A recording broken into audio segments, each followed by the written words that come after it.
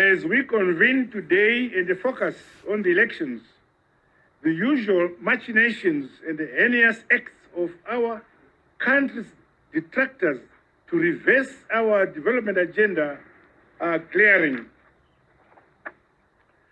This is evidenced by their antics and symmetrical tactics, which include the attack on our currency and the wanton increase in prices of basic commodities. They will never succeed, and the perpetrators are being brought to book. Just upon my announcement, the proclamation of the general elections, 2 days later, we were under attack. Food secure, and our strategic reserves have sufficient grain to feed the nation. I read in the papers that we are food insecure. That is absolute false. We have food surplus in this country. Our winter wheat production, already we have now more hectares under wheat than last year. And yet with last year's winter wheat hectarage with surplus. So we are going to have more surplus this year than last year. What is clear and what is fact is that Zimbabwe is food insecure. And almost 49%, according to the World Bank latest report, 49% of the population are facing circumstances of extreme poverty. So any claim is only but politicking and, of course, parroting propaganda. You don't feed people with propaganda. The economy does not run on propaganda. It runs on the fuel of ideas, thought, facts. And the fact is that people are hungry and people need food. All right, guys, welcome to our podcast. This is Uncensored. Now, guys, you can't wait to just hear what we have today. And I wanted to tell you that we are very close to elections, Dad, right? A few days for us to get there. And I'm so excited. I wanted to start by this quote. It was written by Dr. Walter Mzembi. So he said, the 2023 election will not be stolen without consequences. You can try and steal an election, but you will never steal an economy. That's a lot right there. All right, so guys, when we are talking about the issue of the elections and the rigging and whatever that happens, but bear in mind, I have never seen anyone rig elections. But one thing that I want to tell you for this election of 2023, I just want you guys to all come in numbers so that you play your part. And one of the things that you need to remember is that election is not about a politician. It's really not about politicians. It's about your future, right? I actually rebuked someone when they were busy trying to bash the president, Nelson Chamisa. That is a problem. And I said to them, listen, he owes you nothing. He's just a Zimbabwean that is also maybe fighting for one thing or the other.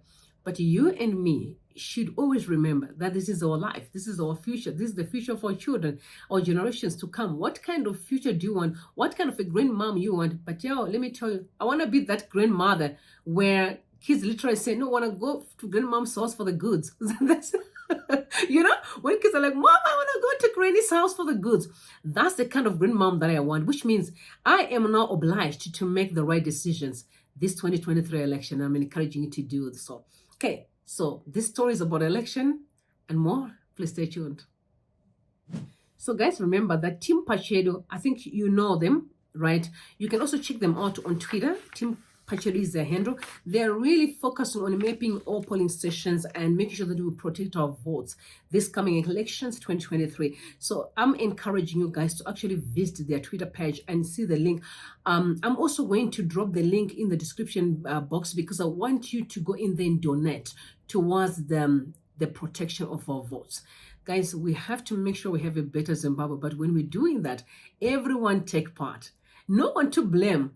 Please don't blame anybody. Let's work together and make Zimbabwe a country that we are proud of and a country for everybody.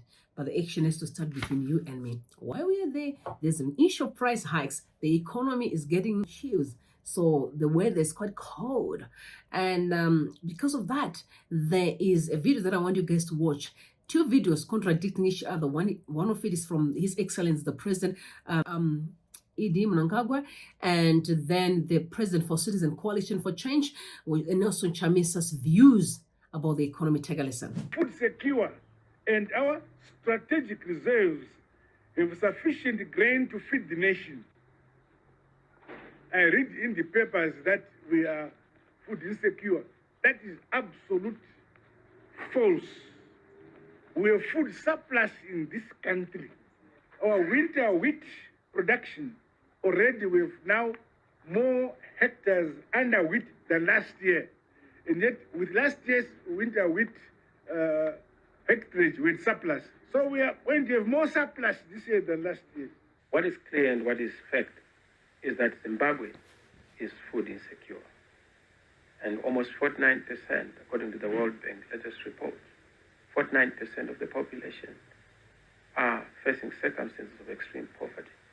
So any claim is only but politicking and, of course, parroting propaganda. You don't feed people with propaganda. The economy does not run on propaganda. It runs on the fuel of ideas, thought, facts. And the fact is that people are hungry and people need food. Am I the only one, guys? Because I'm going to tell you a story. So I've got my sister's son, my son. So he's my baby. Okay. Before he went to the States for his university, I remember you wanted iPhone so much. Okay. You know these kids, yeah, iPhone so much. I'm like, Mama, please. I don't know. He's going, carry on about my phone. And I don't really care about phones. I don't care about iPhone. I don't care about, I just want a phone that works for me. It's that simple. So I can move on with my life.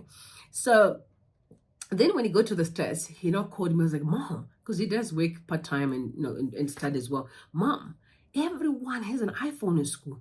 It means nothing at school. Everyone is driving a car, come to school. I said, my angel, it's called normal life. That's what I've been telling you. That if we work together and make Zimbabwe a better place, what is an iPhone? What is a car? What is a house? You, my brothers and sisters, you'll be affording to buy a house for yourself. iPhone, what is an iPhone? Like, that's a normal life to me, right? Because we need an economy that works. So when I listened to the videos, and I know that the president was talking about really that we had great harvest. Definitely we had great harvest, but I think us harvesting greatly is incredible. But we need to actually graduate from that and start to seeing almost every sector of our lives working. But guys, when we have such kind of videos like that one, where people are actually now selling First Street everywhere, the groceries. There's nothing in the shops, but these groceries are on the streets.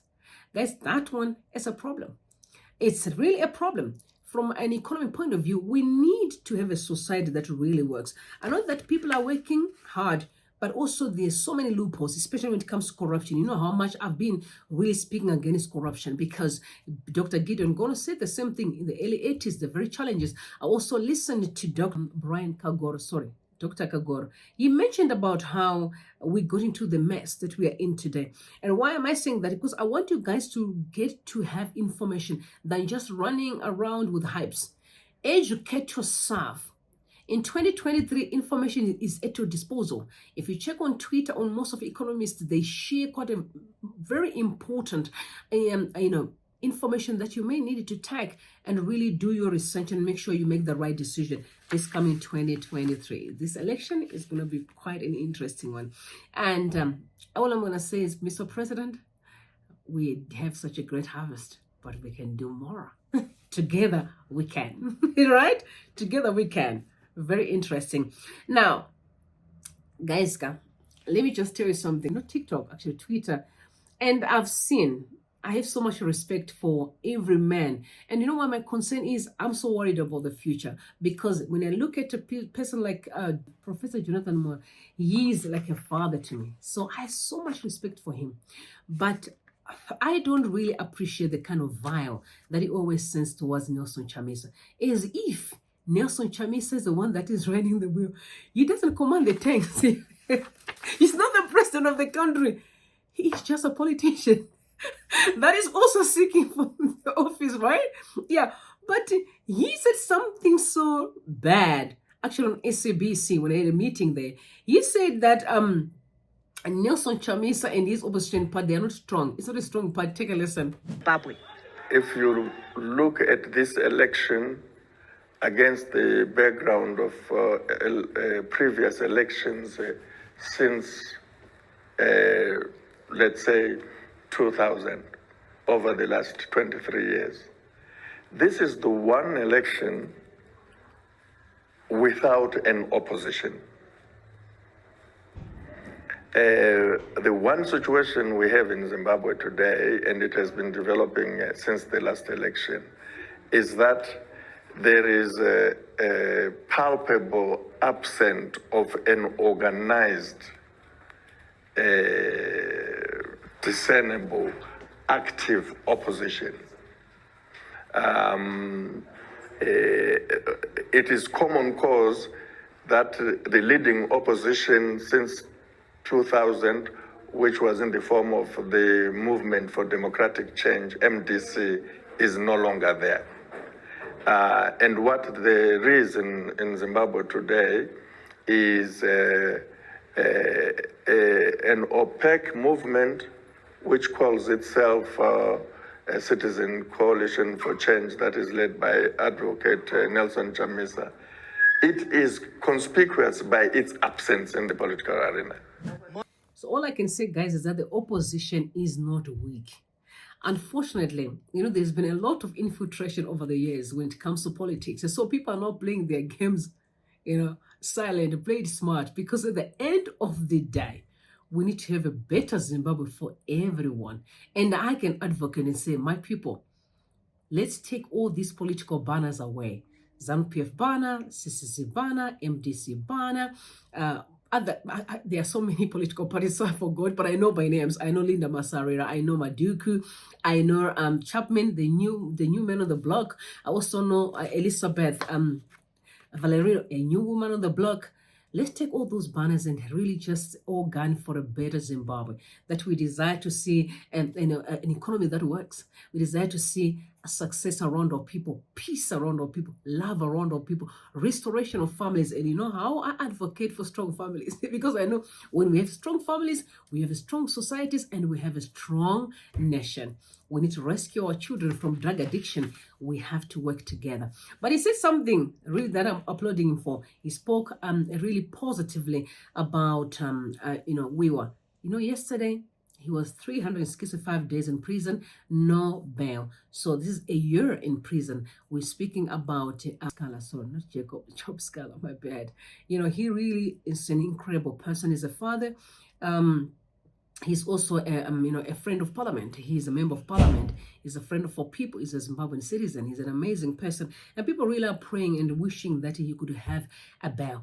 But while I'm sitting on the bail of Scala, there's also people who did a demonstration in the United Kingdom saying, please free Job Scala, give him bail, let him go home, and still coming back to the court until you prove him either guilty or not guilty. It's up to the court and the magistrate to decide.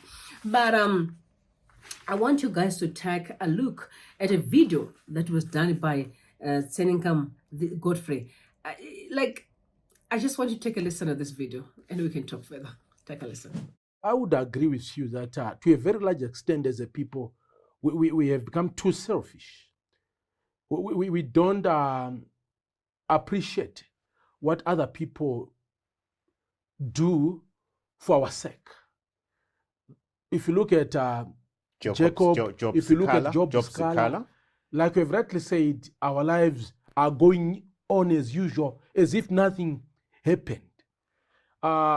Zimbabweans are too quick to conform, even to wrong things.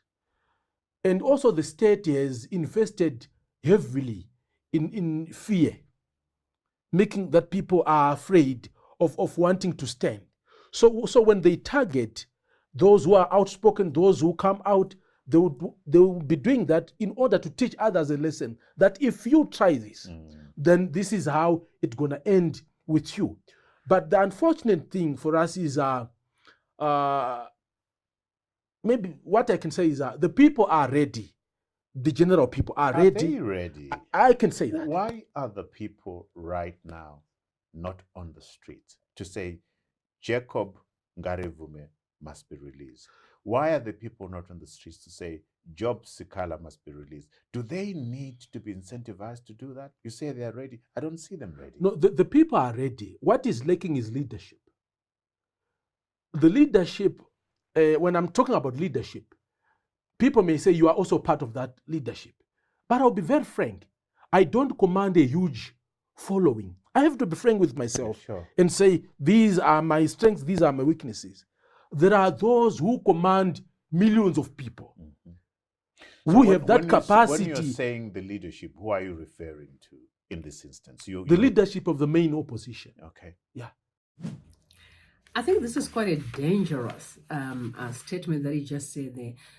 Guys, we all can see that we have one of our brother, Jacob Ngarivume, in prison today because he called out a protest in July, which never happened anyway. But that tweet that he sends out, puts him in trouble. So today, he's actually in prison for that. So I'm going to ask a question to Mr. Tsenengo Godfrey and say, why can't you act?